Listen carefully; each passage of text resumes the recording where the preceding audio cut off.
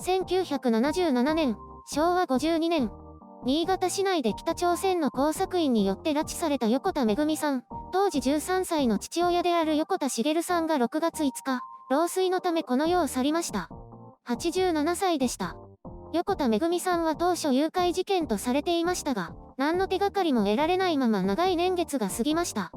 1997年に北朝鮮の脱北者の証言で北朝鮮に拉致された可能性が濃厚となり、横田滋さんは他の拉致被害者家族と家族会を結成。2007年まで代表を務めました。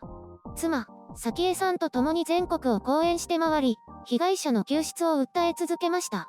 最近では体力の低下を理由にメディアの前に出ることもなくなっていました。横田めぐみさんにあったという証言が脱北者や元工作員から伝えられましたが、2002年の日朝首脳会談ではめぐみさんの死亡が北朝鮮より伝えられました。その時の説明によると、1986年に結婚し、翌年に女児を出産。しかし94年に自ら命を絶ったということでした。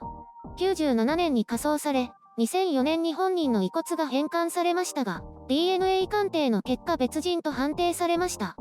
2014年、横田夫妻はめぐみさんの娘であり孫にあたるキム・ウンギョンと面会を果たしました。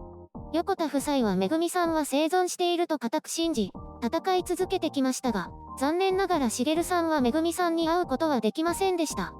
本当に無念だったでしょう。ご冥福を心よりお祈り申し上げます。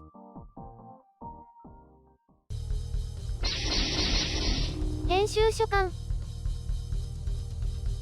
もう、これに関しては涙を禁じ得ません。国際社会の中では日本政府の力のなさというのを身に染みて感じますが、これほど無力感を覚えるものは他にありません。周辺国によって不当に拉致された国民を政府が救うことができない。これほど残念なことはないでしょう。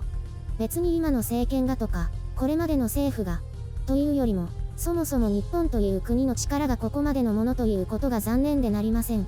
北朝鮮に対する日本の切り札は国交正常化と経済制裁だったわけですが、経済制裁に関しては結局のところ乗り切られたということです。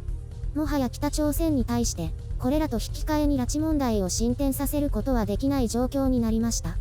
国連や米国が北朝鮮への経済制裁を強めたことで、日本の経済制裁の割合が縮小していったわけです。核問題も相まって、北朝鮮の主要な交渉相手は米国へと移っていったわけです。妻の横田早紀江さんは2006年に当時のブッシュ大統領と会談し、拉致被害者の救出を訴えました。米国大統領に訴えることで、解決につながるのではないかと考えたのでしょう。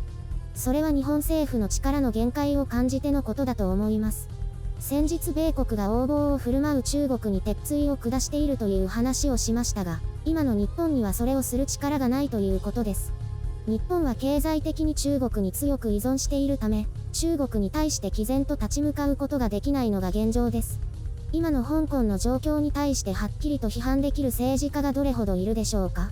それよりも経済が重視されているわけです。北朝鮮とはこれまで拉致問題の解決のために会談を続けてきました。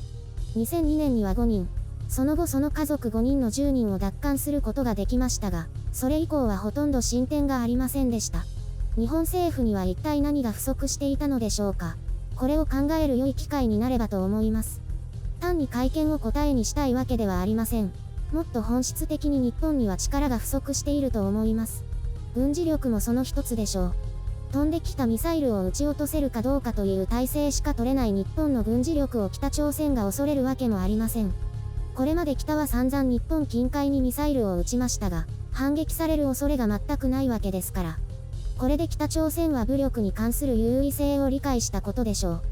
対話による解決を主張する人も多くいますが、対話では交換条件が当然要求されます。日本だけのメリットでは対話は進みません。日本は代わりに何を与えますか？制裁解除、食料支援、お金、それで約束される結果があるでしょうか。対話にはもう一つ要素がありますよね。それは脅しです。日本は北朝鮮に脅威を与えられるものを持っていないわけです。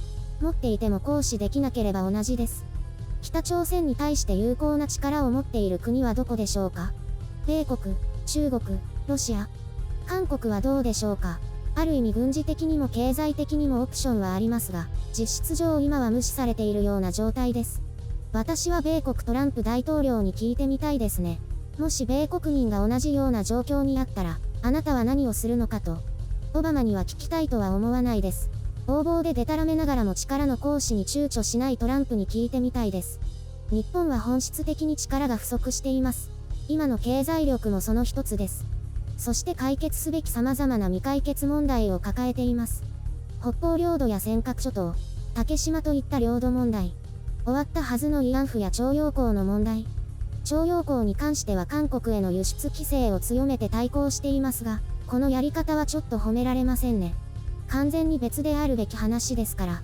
戦後の経済復興に成功して、世界有数の経済大国になったと喜ぶ一方で、日本は戦後も様々な面で苦渋をなめ、敗北を喫しています。今回の拉致問題に関してもそうです。これを機に、私たちも改めて考えなければなりません。一人一人が何ができるのか、次世代に何を残していけるのか。感染症などで苦しい状況ではありますが、これからの将来の日本のためにできることをやらねばなりません。強く優しい国を作っていくために。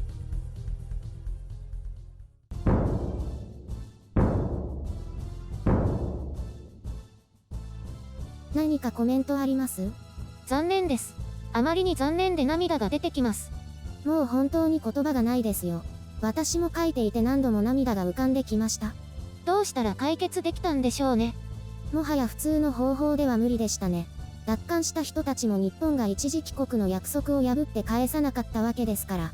北朝鮮はもう終わったとしていますよね。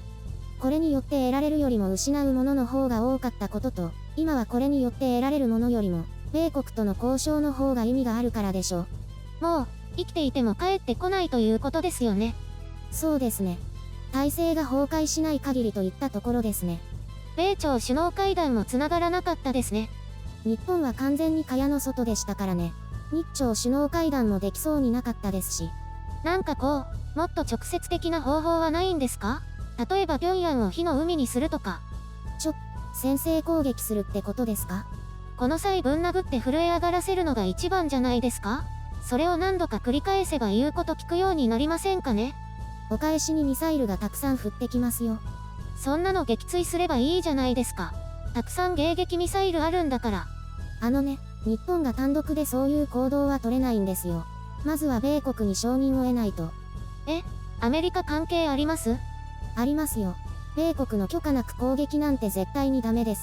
作戦の承認が必要となるでしょうね。無視してやっちゃえばいいのに。物事を単純化させようとしてるんだろうけど、世の中もっと複雑なんですよ。少なくとも米国の協力なしに守りきることも難しいです。複合的な作戦が必要です。まずはミサイル発射台や基地も精密に叩かなければなりませんし。面倒ですね。ゲームみたいにババーンとはいかないんですね。そういう暴論吐かれると悲しみが吹き飛ぶからやめてください。ごめんなさい。実際やるやらないにせよ、そういう軍事力の背景がなければ交渉も難しいですよね。まあ軍事力以外の何かしらの権限でもいいんですけど、そういうものがないですからね。日本も近海にミサイル撃ち込めばいいんじゃないですか？だから簡単にできないってば。映画みたいに旅行に行ったついでに奪還とか無理ですかね？あんなのデタラメだから、できるならやってますよ。じゃあもう手詰まりですね。政府関係者もこんな気分だったんですかね？もう米朝の交渉が好転するのを待つばかりだったかもしれません。待ってるだけで給料もらってた人もいたんですかね？こら、懸命に努力してたよ、きっと。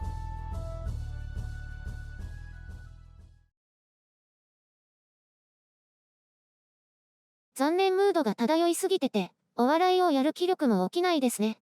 自覚的にお笑いやってたの？そんな素振り今までなかったけど。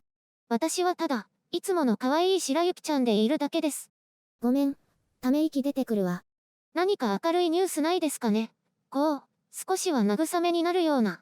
アベノマスク届いた？届きました。って全然明るいニュースじゃないですよ。こんなの。いや、最近の出来事といえばそれくらいしか。特別給付金の申請書が届きました。それも全く明るいニュースではないよね。パスワード忘れた組にとっては明るいニュースです。この気持ち、オンライン申請した人にはわかりませんよ。結局再設定にはいかなかったんですね。面倒だから、土日は行く気がしないし。だってこの前言ってましたよね。あれはマイナンバーカードを登録させるための罠で、実際給付までの時間に差がないって。罠とは言ってないね。そしてそうかもしれないって思ってるだけ。でも実際そういう気がしています。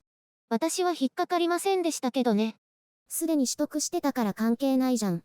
しかもパスワードに引っかかって申請できなかったわけだし。そうやって罠を回避して、結局支給される日は変わらないってことです。そもそも急いでないからいいじゃん。それで、もう出したの？まだです。今から書きます。追悼気分が台無しだよ。